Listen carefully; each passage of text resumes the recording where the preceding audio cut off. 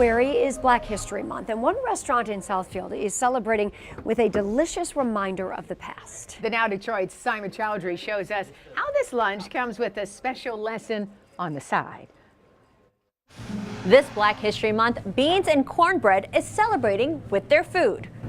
Picture this. It's the 1940s, and oftentimes African Americans on the go had to pack their lunch in a shoebox like this. There were oppressive times in the history of this country. Black people were refused service in public accommodations, rest areas, restaurants. Beans and Cornbread in Southfield has been around for 20 years, but when you walk in, you take a trip back in time. And for the month of February, you can order some food for thought. Walking into a restaurant, being seated, ordering food, and when you think about folks 50, 60, 70 years ago, they didn't have that privilege. Patrick Coleman says generations of family stories include tales of traveling with lunch in a shoebox.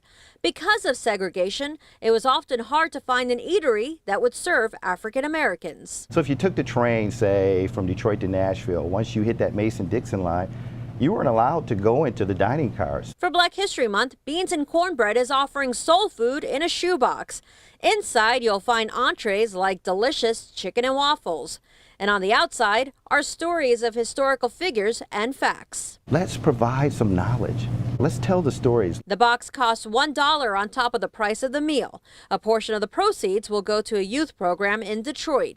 Even though the box represents an oppressive time, Patrick says it pays tribute to the people who lived through it. Celebrating the resiliency of not only the human spirit, but the American spirit. Nourishing your mind and soul with this food.